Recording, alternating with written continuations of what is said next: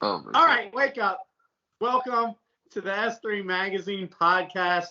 I am Wooly from S3 Magazine. This right here is Ben Battles. You may have seen him on the previous podcast if you actually watch or listen to all of these consecutively. Anyway, you might notice that Mike Sanders is missing. He's dealing with kids right now, so he couldn't make it. But we're here to talk about Riverside today, the meet in Chattanooga. And it just happened last weekend, so we wanted to do it while it was still like super fresh. You know what I mean? Everybody's still amped up about it. So Mike doesn't get to be on this one.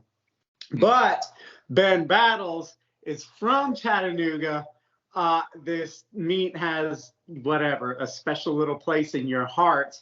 So I've been to a couple now. I haven't been to all of them. We've covered nearly all of them in the magazine, but I've only personally been to the last two. And I get it, but I was going to let you tell people what is so special about this event. What separates it from it? Like, literally, people seem to have the Riverside blues after this event is over. It reminds me a lot of just different events that I've been a part of when I was younger, where like they're not just an event, they change your damn life. Like they just, you know what I mean? Like it just, you don't want to leave. You want every day to be Riverside Day. But anyway, what have you ever like sat around and thought about why is this event so special and so different? Yeah, absolutely. I've been to every single Riverside there ever was, except for the one that got like canceled last second due to citywide main like a order saying you can't have the show. And Oh, was that the Corona year? Yeah, that was pandemic year. Yeah, because it like the world shut down. Yeah. Literally the day before Riverside, but like everybody was already there. Like. Yeah, I remember waking up that morning. I was actually on a work trip with a prior employer out in the middle of nowhere, Arizona. And I was so bummed that I was having to miss it for work for the first time ever. And I remember waking up that morning and, I'm over on West Coast time. And already that morning, Mason, the Riverside guy, Mason Gavin, was there in front of the pavilion, like, guys, listen, the city shut us down and everything. And I was like, man, that sucks. But then deep down, I was like, yes, I don't have to miss it. I don't have to miss this. I'm not going to miss Riverside, and it was just like that mentality of it. But like, it's special. Riverside is special because of all of the reasons. To start, the people that run Riverside are really what makes it so good is like their level of organization and being able to bring in people, cars, vendors, the whole nine yards, and really keep that a level of quality all around is what makes it so successful every single year. But the people that are involved, like I've made lifelong friendships through this. I mean, like lifelong as in the past 8 years, so far. There's people that I've met like exclusively through Riverside that I will maybe see once a year at the Riverside show. And I won't see them at any other event because they all come out to this knowing it's the best. It's the greatest. It's like a one of a kind show here in North America, at least. So in that regard, it's really down a lot to me, to the people, but also there's also the cars, right? The cars are like, it's not just like a show where it's just stance cars. It's not just a show where it's just like drag cars, race cars, rally cars, whatever. It's all the cars. It's everything. You got your Fitment, your stance, but then you've got it sitting next to like a big tire, big turbo sleeper car or something like that, and then right next to that's like an old import, So it's like you go down the line. It's like just a good mixture of really good cars that are owned by these good people, brought in by a good organization. At a good event space. That's another thing that makes it so great and unique, is that it's not just in some building. It's inside of the Tennessee First Horizon Pavilion. It's just this big, wide, open space, and they've got all the vendors in and all the best cars from each one of those vendors inside, just staggered everywhere. So you've got just this level of just quality stuff in this like really nice environment. If you've ever been to a Riverside show and you've been there in the morning when the sun goes up, or in the evening when the sun goes down, you know, the light comes in and just like lights the whole place up. It looks like it's on fire. Just like it's a photographer's dream. I love shooting cars in the pavilion, and you used to be able to pretty much year round, except recently in the past year, 2 years or so, there's been a lot of delinquents going up in there and ruining it for everybody. You know how it goes when spots get ruined by people, all these kids with their, you know, Mopar no cars or whatever going up in there and sliding around. And then basically they had to put barricades at both ends of the pavilion, preventing anybody from getting in, no matter what, unless there's somebody there hosting an event where they move them so that people can get in and out. So Riverside, that location became that much more special, especially to the locals here. You know, so it's just like you only get to shoot here once a year now. So it's like sacred, Yeah. you know. Like, So to just like try and paint the picture, if you guys haven't been there, like what they call the pavilion looks kind of dilapidated or whatever, but like it's not. It's mm-mm. very open air. It's a lot of metal structures and like kind of dirty windows, and I think vent open or something like that. So like the light coming in is very golden. You know what I mean? Like it's got that kind of a look to it. And it's right in the heart of downtown Chattanooga, which is kind of a hip little place anyway. And I love events. This is important, man. Like, I love events that put car culture into the city. Like, they inject it into the regular culture. You know what I mean? So, like, you have people at the little hip breweries, and they're just like, whoa, like, what's going on here? You know, and their kids are like, awesome, you know, and they're like, it's inspiring. You know, a lot of car shows, they're held at racetracks or they're held at, you know, whatever, like speedways and all these different places. And it's like, it's kind of encased in its own little thing. And so I love the fact that Riverside is kind of right smack dab in the town. That's cool. Anyway, if you had anything else, I wasn't trying to interrupt you. I do have a question though. Like, Riverside and photography is like one and the same, dude. I have never seen like people just, they scatter off and they do photo shoots and it's happening everywhere. Like, it is so photography driven. Is that just because of the environment, or is that because this is Instagram generation people, or all of the above, or what?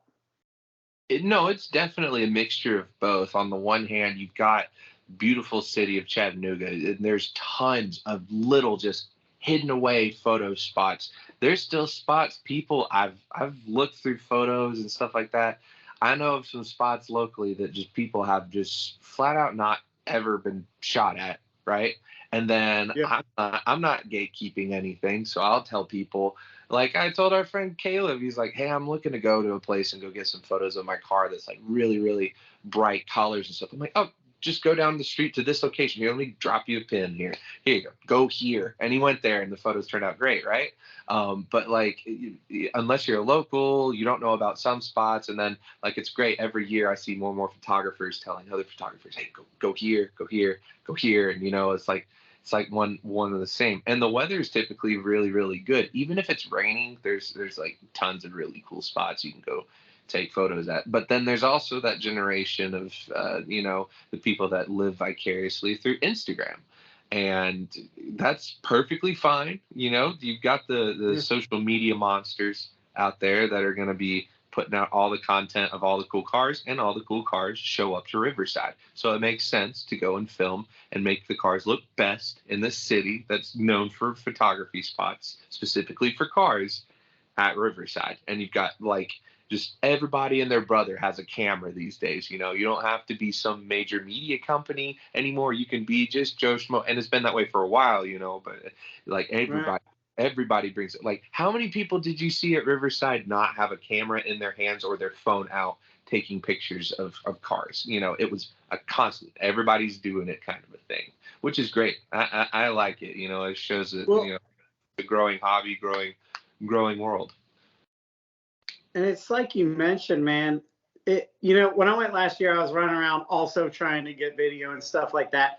And I'm real bad about when you're looking through a camera, like I don't even see what I'm seeing. You know what I mean? Like you're on a mission and you're just like ADD into that thing. This year we had a booth up, so like me and Mike just got to hang out and kind of watch the show happen, right? And like it's like you were saying, dude, like it probably gets labeled as a stance show. I think that that's what most people that don't know much about it immediately think it is, but it's not. Like, yes, those cars are there, but then there's some really purposefully chosen kind of stance cars. It's not just like stance whatever you got. These cars are like hard to get, a lot of JDM cars, a lot of stuff like that, cars that people sought out to build. Stance is a part of it, but it doesn't stop at stance for these guys. And then there's a lot of motorsports. There's a lot of cool hot rod, not hot rod in like the old fashioned sense, but like 240s, Honda stuff that people have like put parts on and stuff like that. Popped hoods just off altogether. That kind of stuff that I love. And then there's some big money stuff, some like whatever. Exotic type stuff, big power stuff, the R8s, those kind of things that are there. And then there's big Jeeps, man. There's big Jeeps right out front, you know what I mean? Big trucks, stuff like that. And then there's like a whole motorsports vibe. Like Mason seems to get, and we can talk about Mason in a minute, don't let me forget, but like he seems to get that whole kind of retro motorsports thing, whatever you want to call it, and he handpicks these things, I guess, right? Like it's just, dude, it is colorful. There is something for everybody. And there's mini trucks. You know what I mean? Like, there's just everything there. It's crazy, dude. Well, while I can't speak directly on like the selection process and who all is involved in that, I do know some of my friends are involved in like a total like selection process. It's not just, I don't believe it's just Mason just being like, I like that, I like that, I like that. Although it's kind of cool to think that though, because I feel like, Mason and I have a very similar just overall taste in the cars. There's a lot of overlap in what we like. Like Mason's just a cool car guy. He likes the cool, unique. If it's weird, if it's different, bring it kind of a thing, and that's what makes the event so great is the diversity, like you were just talking about.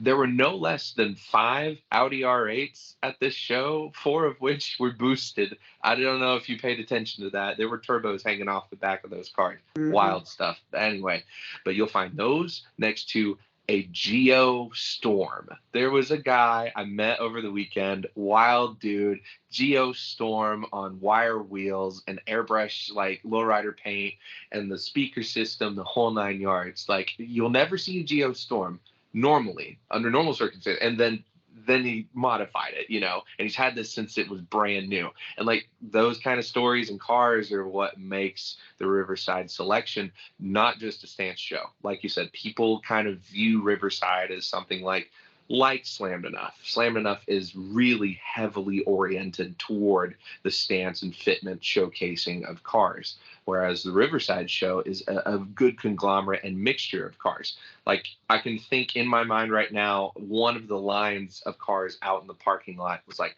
a Honda Fit with Mugen parts all over it, sitting next to a 1,200 plus horsepower Cadillac sleeper car, sitting next to like this beautiful line of Acura Integras that were like race cars. And then that sat next to like a Lexus IS that was like super tilty wheels. Like, so I was like, man, you got the whole lineup right here. And then behind that's like a K-swapped MR2 and just all this crazy stuff. And it all comes together in the one place. And that is why it works so well, I think. Yeah, dude. Yeah. I love that stuff. Like that's the way I remember it being. Now granted, nostalgia is a powerful thing and not always totally accurate, but like that's the way I remember this stuff being before social media came in and like subcultured everything. You know what I mean? Because then you have your Honda meet and you have your, whatever, your tilty wheel meet and you got your drift guys and it just breaks everything up. And that kind of sucks because part of what's so fun about this stuff is being able to see all walks of life, everybody's little interpretation of, you know, what they want to build and their little art or whatever. It's freaking rad. And it's inspiring. You know what I mean? Like, you know, I don't know. I might like old Porsches, but I will take that Geostorm. There might be something in that I go, dude, like, I like your thing. You know, you end up taking influence from all of it, and it makes everything better. It makes everything cool. Not to mention, I can stand back, kind of whatever, like on the wall from the outside looking in, and I can see the friendships that have formed around this event. And it's like, holy shit. Like, it reminds me, not trying to age myself, but in a way, it reminds me of kind of those early Import Alliance years where it's like you said, these people are across the country. They've developed real friendships, but they don't get to see each other all the time. And I can watch them like geek out, you know, because they're all there together and the energy is just so freaking high. And the way that these dudes are building the cars is insane. It is inspiring. Like, they are not screwing around. You know what I mean? Like, they are not cutting corners. They're competing. Like, it's all in fun, but like, I feel like Riverside is that reason to go hard and get your car ready, you know, and go that extra mile and change it up and everything. Even the booths, I was freaking blown away by this new, what do you want to call them? This new movement, these, you know, these people that, you know, have not been around as long are going so hard on their booths. Like, some of those dudes had freaking gazebos. Like, yeah. I was like, yo, like, what did you have, like a construction company come build these? Like, they are not screwing around. They're not just popping up tents, man. They're going for it. You know, it's really cool to see. Yeah, no, it's definitely really cool to see, you know, over the past, especially like the past few years, I'll say, the last few Riverside shows have just been like bringing in more and more vendors from more and more different, you know, types of categories. Like, for example, you had like the Afraid of Drowning guys over in the corner with the pink tent. It was like bright pink, you can't miss it. Scooters outside. It's like, oh, that's a total vibe. And they were selling huge decals and stickers and shirts and all that. That was cool. And then you go inside to like the Wheel Price guys, you know, and they've got like a hangout spot. They brought furniture and rugs and had like show cars, like a four-wheel steering Prelude and Honda Civic. It was absolutely immaculate, you know, like stuff like that. And it's just, these guys are going hard, and because it's Riverside, you know. John Ludwig, our dear friend, like John Ludwig's booth looked like a cross between something you'd see at SEMA and an apartment. Or like a straight up studio. Yeah, it's crazy. Him and his team of folks were like one of the last ones out of there. Like, I was doing photo shoots in the other end of the pavilion as everybody cleared out throughout the night. It was getting dark, keep in mind, and he was finally packed up after the show had ended, like 3 hours earlier. Like, that is a big old booth with a lot of really cool stuff. Like, he had the floor furniture, and I mean, like, as the kids say, it was a vibe, you know. So it's all just aesthetically pleasing with his cars, you know, the Patina Paradise stuff. Just like, man, so these guys know how to, you know, like, it's becoming more of a norm, you can say, for people to have wild booths. Well, yeah, and I don't see these guys going anywhere. Look, I've been around long enough. Here's the reality. Guys get whether it's brands or people that are building cars, they kind of, it gets hot, right? You know what I mean? Like, they'll be the thing for like 3 years, something like that. It fizzles out for whatever reason. A lot of times people age out of this stuff.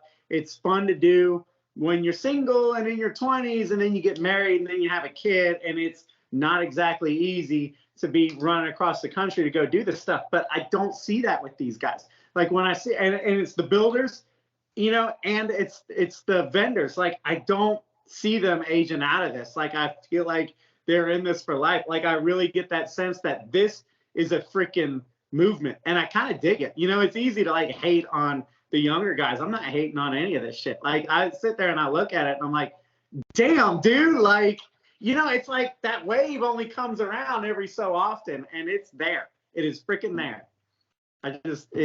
There's something about it, man. I don't know where these guys go. Like, what other freaking events do they go to? I know that a lot of them go to the Slammed Enough stuff, and that's probably where a lot of this was born, from the Slammed Enough world and that kind of style and that, scene and everything. But it's bigger than that now. And I'm not putting down Slammed Enough. I'm just saying it's kind of like shot off. Some guys go in this direction, some guys go off in this direction, some guys, and it's right now it's at a magic spot, dude. It really is. It's funny you mentioned that, and not that you're like taking a dump on anybody in this. We're just literally referencing these companies and shows. Like, I'll even say this: yes, like Slammed Enough, yes, like Southern Fresh, and yes, like Import Alliance. It's like you take chunks of all of those, and then a little bit of racing cars and stuff like that, and your classic cars. Like, there were some really cool older cars that were out there, so all of those you take just a little bit and then mash it all together in one show.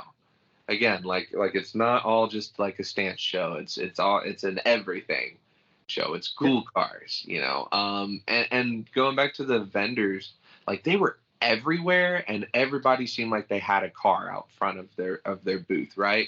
Like, the Jay's Racing booth had like the cleanest Hondas, period, just out front of the booth. Just 1, 2, 3, 4, like 5 of them outside. Quick Everett's, they're a local like speed shop, European speed shop here in town. They had every brand new Audi, a Ferrari, and last year they had like a Rolls Royce, Alfa Romeo, bunch of stuff. And it's just like, and everybody came together and everybody enjoyed it. And that's what makes it so good. It's like everybody works together, and I saw vendors helping other vendors, and like, hey man, you need help, just tearing down, hey, I can help you with this. It's just great to see the car community come together with stuff like this, instead of being, oh man, your brand is do, my brand is do, and no, dude. Like, that's exactly what it's all about. It's about everybody coming together and growing together. That's what I'm about to go fucking typical, like, S3 deep, you know what I mean? But like, that's what car culture has lost. That is what made car culture so magnetic and so iconic, and it's why everybody wanted to be part of it and have careers in it. And then since the social media age, like, that's what it's lost. It's turned into that every man for himself kind of a mentality. And car culture doesn't work like that. It just doesn't. It has to be a culture. It has to be just like skateboarding, surfing, any of these other cultures, you know what I mean, that people want to be a part of. And like, it works when everybody's doing it together. It works when everybody's supporting each other, and when the whole freaking, monetary system is going in a circle, when manufacturers are supporting media within the industry, not big tech like Instagram and Facebook and Google, because those guys take this industry's money and keep it. They're not at Riverside. They're not putting back in. You know what I mean? And so what I'm seeing at Riverside right now is a very by the people for the people type of thing, where like they're making it happen, and it's just growing, and it's just growing, it's growing, it's growing. And that's the way that this stuff works. Like, period. Teamwork is imperative. It's not just like a little bonus. And it seems to be naturally there, dude. That's what I'm saying. This group of people is inspiring. It really is. Yeah, man. It's really, it's wild to see, because like, you see so much division in the car scene, it seems, especially on social media. Like, I can point out one specific instance where this guy called out one of my friends for running wheels that were not his. A friend of ours loaned him some wheels to run on his car because it got into Riverside, and he's like, I just don't like the fitment of these, and got offered these other wheels, and it was great. Car looked wonderful, and then after the show, it's like, hey man, dude, some rando, hey man, I know those wheels weren't yours, and it's like, okay. and what, some other guy stepped up, helped a man in need get some better fitment, some cool wheels to be in the show that he's stoked about, that he comes to every year, like everyone else. And you're going to sit there and be like, oh, yeah, no, just because it's not his wheels, it doesn't count. Like, come on, man. Anyway, you see that kind of stuff in the car scene these days. It's like, that's why a lot of people say, I left the car scene years ago, because they're like, all it is toxic. It's not really. It's just that those exceptions get blown out on social media, and that might be all you see. Like, you just open the Facebook app and be like, well, I'm done for the day. I'm done with the car scene today. It's a lot of negativity that gets spread around. But then you go to a show like this and you see everybody there having fun, being a part of something together. Look at all the car clubs that are there, like Battle Gang. Look at all the cars they brought, like all the cliques and stuff like that. And I think it's cool. It's the modern day car clubs, and then the fact that they're like not trying to start beef with other people, and instead bring other people to them, or do collaborative efforts with other brands. That is the car community healing and coming together. And it's like, it's so good to see that at events like Riverside, not just Riverside, but in general, but especially at this show, Yeah, at the end of the day, that's the point of this stuff, is you come together, you feel that energy, or whatever the hell you want to call it. You get super inspired. You go back to your little town and you reflect what you've seen. You know what I mean? You kind of like put that into your local town, and you start buying stuff and doing stuff, and taking chances and just getting wild.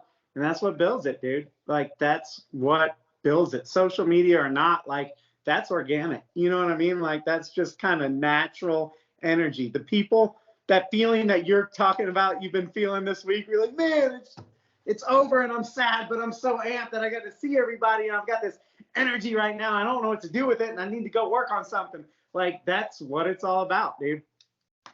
That's it. Yeah. And I guess that's all I got to say about that. Unless you got anything else, I feel like that's a good place to leave it. The only other thing I can think of is, I think part of the magic is it's a one-day event. You know what I mean? So, like, it's like a weekend-long event, but the actual Riverside is only one day. Everybody comes in town early, and everybody stays after the event, you know what I mean? But the actual event is only one day, which I think makes everybody soak it up that much more, But yeah, other than that, I don't know, man. What else you got? Anything?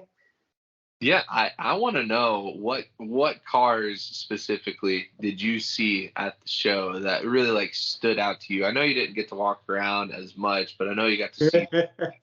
Yeah. So if we're being honest, 100% honest, me and Mike just decided we were going to go and have fun. So what that entailed was, we're in Georgia. So we were out of our house, we both left our respective homes, but we were out of our house at 4:30 in the morning. We were there at Chattanooga at like 7:30 in the morning, and we were set up and drinking beer by 8 in the morning. So, like, that was our Riverside, man. We kind of hung out in the booth. People came by. I recognized probably half of them, and then the other half I kind of figured out through context. You know what I mean? That's one other thing. Hang on a second. But whenever I had to go take a potty break, I would run and like explore one little section, and so I don't know, me and Mike have been sitting in booths peddling magazines and stuff for a long time. And there's always the car that is across from our booth. And by the end of the day, you're like, I want that. Like, whatever that car is, you've looked at it up and down for 8 hours or whatever. This time it was a 350, or I'm sorry, it wasn't a 350. It was a Nissan Z, the brand new Z, a yellow one, which is like the car, pulled right in front of the event was so packed that basically, I guess Mason decided to flood all of the lanes. So like everybody just, like, people were parked in their typical like fashion, either parallel parked or diagonally parked. And then he just said, just stop, just park in the road and stop, and we'll worry about it later, you know? So Yep. right in front of us, this yellow brand new Z just stops, and it was slammed. I think it was on work wheels or something. Yep. I don't remember. But sat there and looked at that thing, and it was the perfect angle. It was like the rear quarter angle, you know what I mean? And so by the end of the day, I was like, that's it. Like, what am I bitching about? I'm always bitching about new cars. Dude, this thing looks amazing. It's yellow. It's manual transmission. It's twin turbo or whatever it is. The only thing missing is T-tops, and we can cut those in. So that was the car that kind of hit me the hardest. Yeah, I enjoyed seeing all the Koru guys. I haven't seen them in a while. Greg at Koru Works is like an old friend, and Adam over there and all those guys. So that was cool. Ludwig's 944 spoke to me because, you know, I have a 944 project. Oh, yeah. All of Doister's, you know, arsenal of cars, all those guys, man. Like, I don't know, the typical. I didn't even get to the other side of the show. But I'll tell you what was really cool on the way home, like somewhere in Atlanta, I rolled up on like a crew of cars that were going down 285. And then I realized it was a car that we had just featured, the Carbon 350Z. Oh, yeah. And so I pull up next to him like, yo, and I was in the Jeep. I didn't even know if he'd recognize me, but he recognized me, and we called each other and was like, dude, that event was awesome. I didn't even know you were there. So, yeah, man. I don't know. You know, it did make both me and Mike want to go home and get Z's for sure. Yeah. And it's nice to be inspired by something new, because I'm just not these days a lot of times. Yeah, I have to say personally the one, because like I tried to see everything, you know, and document it and cover it. So I was running around like a crazy person. I was telling one of my friends I maybe had a max of 5 to 10 minutes at any point during the show where I wasn't talking to somebody or being interviewed about something, or, you know, just like, oh, are you that guy? It's like, yes, it's me. Hi. So I was walking around, and then I stopped, and it was in front of the Jays Racing booth. Actually, it was this Acura RSX. It was bright orange, and at first I was like, okay, let's see what's going on. And I look in the back, and it's got like a quad band pass custom enclosure, and I'm like, oh, that's cool. And then I look at the dash, and it's like leather stitch custom dash, completely custom seats, reupholstered all the way through interior, beautiful shifter setup. I'm like, oh, wow, everything on this is like completely bespoke. And then I go under the hood, and it's like so similar to like a really polished drag racing setup for one of these cars. Big turbo hanging out the side, and everything's polished. And it looked like the engine was just like floating there. They had gone through and done absolutely like everything. If you could possibly modify it, it was like check, check, check, check. They just done it all. The car was to the nines, and it wasn't all like haphazardly done. It was perfect in what I would consider to be perfect, as close to it as you can get. And it was just so inspiring to, you know, like on my own cars, is like, the best is not going to be good enough. You have to perfect it, you know. And this car was like a perfect example of that, of like, you need to take it to the level and then step it up one more, you know. It's really cool. When it's so good it hurts, and you walk away and you're like bothered, and you don't even know why, but like something's just bothering you, and then you're like, it's that dang car, man. This thing was just too good. Yeah, I can't own anything that nice. I just can't. Yeah. I love the people that do it, that's for sure, but I just can't. You know, you get to a point where I'm just like, yeah, it's good. It's running. It's good. Like, we're driving it. It's good. Let's go get another project, you know? I'm trying to think. The one other thing that I was going to remind myself to say is like, I guess we can close on this. Like, shit, introduce yourself, please. Because I don't know if I'm the only one that's bad at this. I know, admittedly, I'm bad with names. I'm bad with faces. But in the social media age, I have friends on social media that I know their Yeah. name. We have conversations. I've talked to these people on the phone. We've featured their cars. Like, we've had, like, you know, whatever, bonding conversations. I don't know what they look like. You know what I mean? Like, Yeah. everybody's profile picture is their car. I don't know what their face looks like. And it may be if there's one picture of their face, but it's from 2 years ago, or they had a beard and they shaved it, or they didn't have a beard and they grew one. Like this is just like a public service announcement. When you walk up to somebody and introduce yourself, go, "Hey man, I'm Wooly from S3." There's a 90% chance they'll go, "Yeah, I know who the hell you are." Like, but just like introduce yourself. That needs to be a thing at these events, especially because we're all social media friends. But a lot of times you hadn't seen or you've seen them last year, but that was last year. You know what I mean? They cut their hair, they look different. Like, Yeah. unless you have a tattoo right here or dreads, I ain't gonna remember it. You know what I mean? So that was the one thing. Like, I know for a fact, like, I talked to people and I was like not really sure who they were, but I knew I should have known them. And then I would see their picture online. I'd be like, "Dang it!" That was that guy, and I didn't know. So yes, please, like, can we all just make it a practice to just kind of introduce? We need name tags or something. It just needs to be like, "My name is Wooly from S3, and you are," you know what I mean? Like, it just needs to be something like that. Yeah, or along the lines of your profile pictures, a car, just like have a picture of your own car right here and be like, "I own this," you know, like, know me from this. This is how you know me. It is so funny. I actually was filming a car for a video that I've got upcoming, and it was an Infiniti Q30. And I walk up, and the guy just kind of realizes midway, he's like, "Your voice is familiar," and he recognized my voice. I realized, oh no, I am a victim of this now because I did not explain. My name is Ben Battles, and I film for S3, and this is me.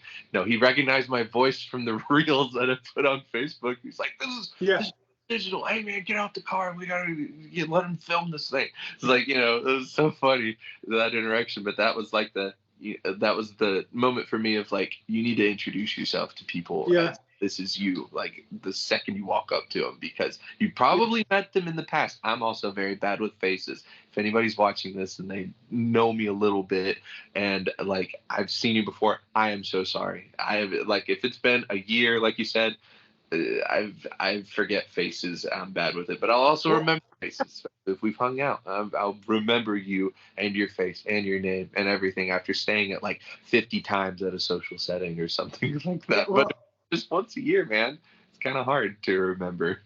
yes, we have to hang out for me to remember you.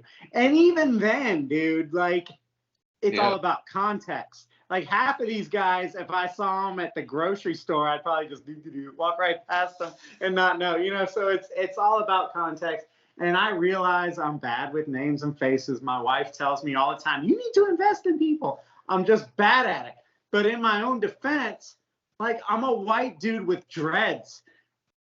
I'm not bragging, but I'm memorable. You know what I mean? Yeah. Like somebody could have met me 4.5 years ago, and they'll be like, "Oh yeah, man, we met at that restaurant that time when," and I'm just like, "Shit, cool. How do you remember that?" But it's the call, it's the business card, whatever. Like, you know what I mean? Like, if I ever cut my hair, I'd be in trouble because it's going to be 3 years of people going, "Holy crap, I didn't recognize it." You know what I mean? But like, yeah, man, we just need to somehow adapt to this social media age. And somehow it's like we all know each other, but we don't know. It's very weird.